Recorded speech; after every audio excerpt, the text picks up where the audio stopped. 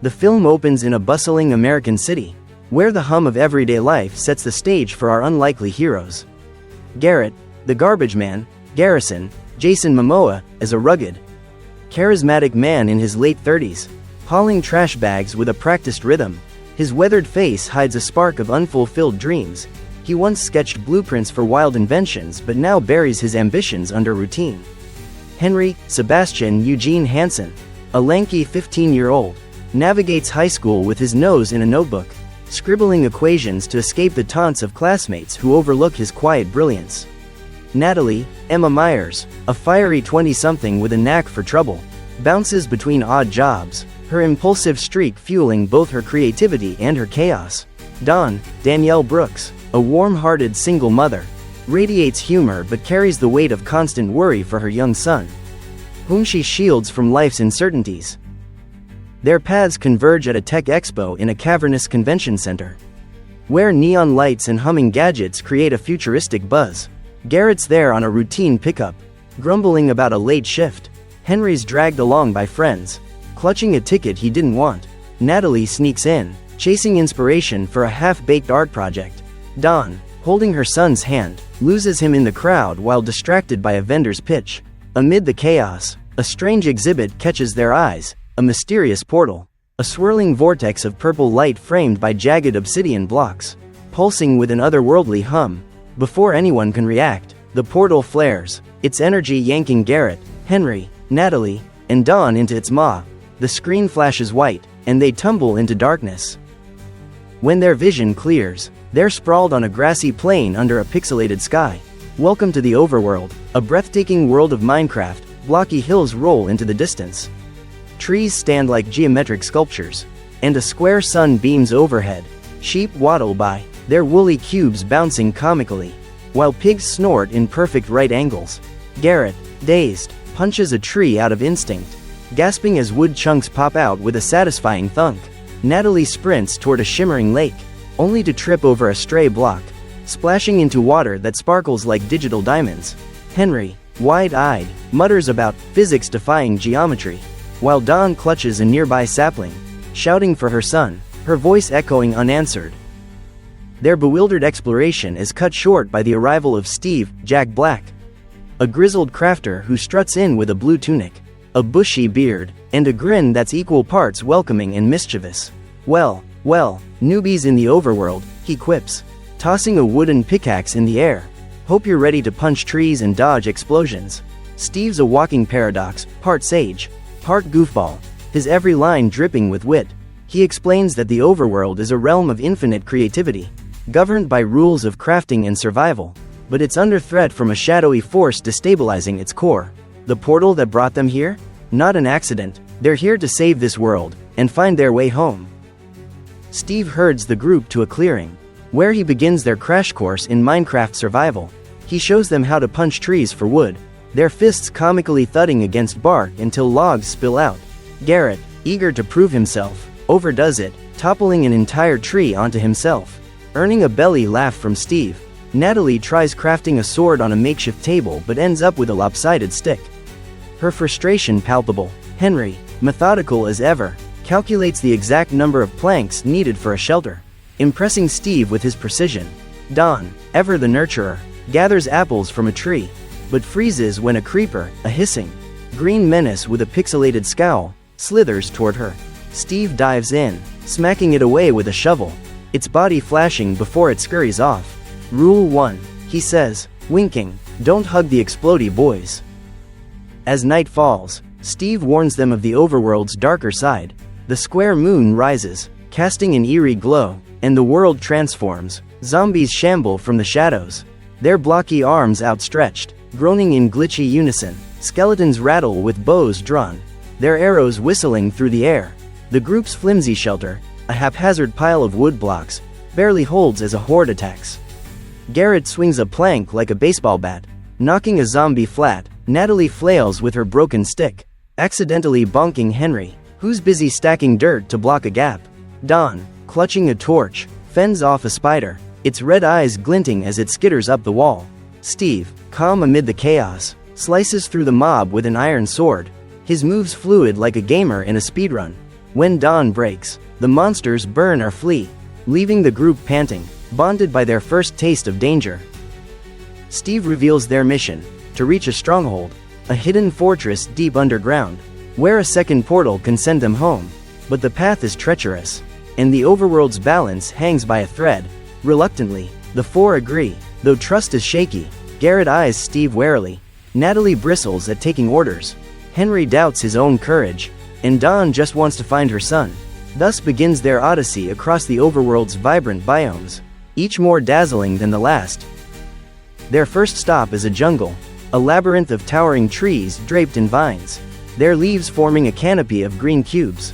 Parrots flutter above, mimicking Steve's sarcastic quips, while ocelots dart through underbrush, their pixelated tails flicking. Natalie, enchanted, tries to tame one, only to startle a swarm of bees, their blocky buzzers chasing her into a pond.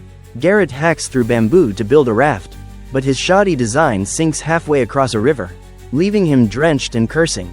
Henry discovers cocoa beans, sketching their growth cycle in his notebook, while Dawn crafts a fishing rod, pulling up a salmon she roasts over a campfire. That night, around the flickering flames, Steve shares a cryptic hint about his past. He was once a guardian of the overworld but failed it. Though he won't say how, his usual swagger falters, and Garrett, sensing a kindred spirit, offers him an apple, a small gesture of trust. Next, they traverse a desert, where golden sands stretch under a blazing sun, dotted with cacti and crumbling husks of forgotten mobs. A desert temple looms ahead, its sandstone spires etched with ancient patterns. Inside, they find a labyrinth of traps, pressure plates, hidden arrows, and TNT rigged to blow. Henry, his mind a calculator, deciphers a redstone puzzle, redirecting a current to unlock a chest filled with emeralds and a glowing enchanted book. Natalie, impatient, triggers a trap, sending arrows zipping past their heads. Garrett tackles her out of harm's way, but the temple begins to collapse, sand pouring in like an hourglass. Dawn, thinking fast, uses a bucket of water to slide them down a chute, landing in a pile of loot, golden ingots, bones, and a diamond that Natalie pockets with a sly grin. As they escape, a husk lunges from the shadows, its decayed face snarling. Steve beheads it with a single swing, muttering, "Tourists." Their journey takes a detour to a village, a quaint hamlet of cobblestone houses where villagers hum their iconic hymn, trading goods with blank stares. Steve teaches them to barter emeralds for bread, armor, and potions. Dawn, ever maternal, bonds with a villager child, gifting it a flower, but accidentally uproots a carrot patch, sparking a comical uproar. The villagers chase her with pitchforks, forcing Garrett to build a fence as an apology. Henry, fascinated by an iron golem patrolling the streets, sketches its mechanics, dreaming of crafting one. Natalie trades for a crossbow, practicing shots that mostly hit trees. That night, a zombie siege hits the village, and the group fights alongside the golem, its iron fists crushing mobs.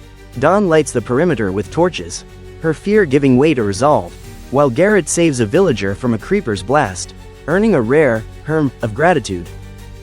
The stakes rise when they enter the Nether, accessed through a portal of obsidian that hums with ominous energy. The Nether is a hellscape of crimson rock, lava rivers, and air thick with ash. Piglin patrols march with golden axes, their snorts echoing off warp fungi.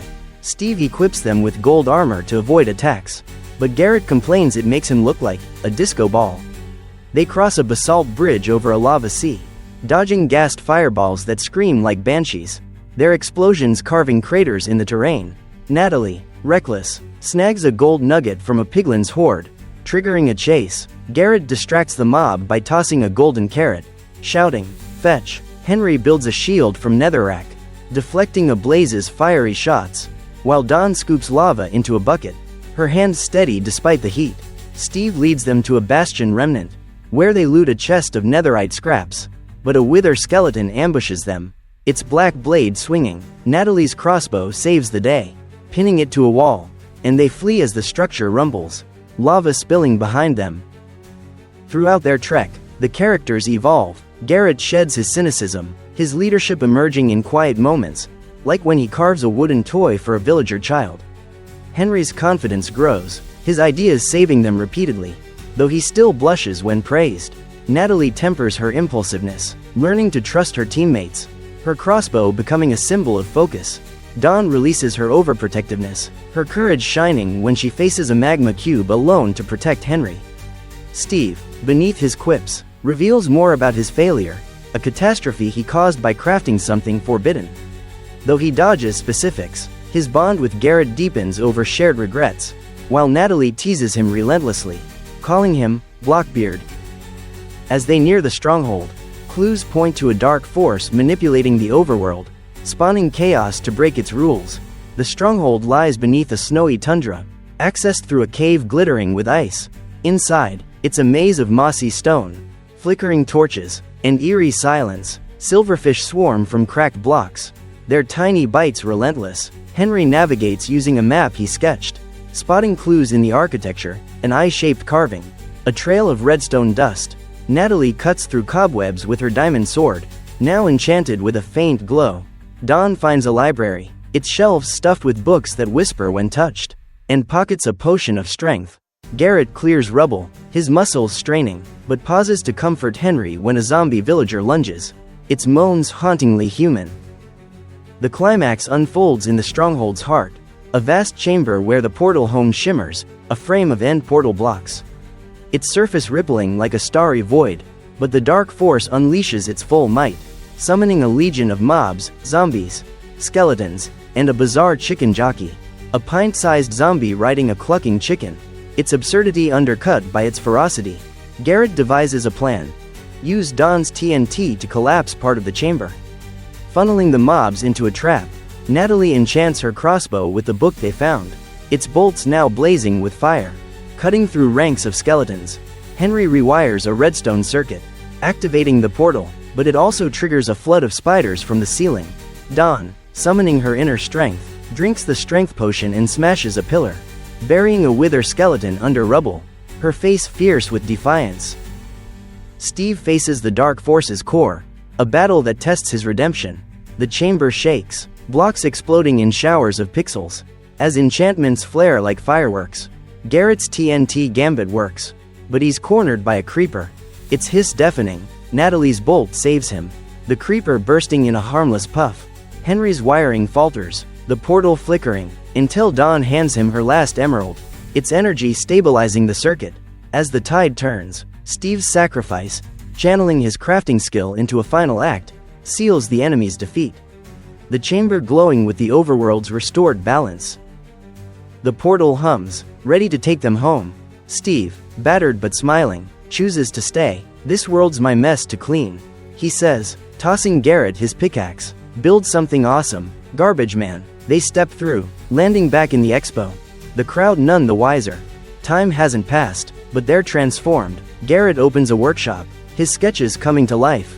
Henry joins a robotics club, his shyness gone. Natalie enrolls in engineering, her crossbow replaced by blueprints. Dawn laughs freely with her son, fear no longer her anchor. The film closes with a tease. A glowing shard slips from Dawn's pocket, pulsing on the floor, hinting at more adventure.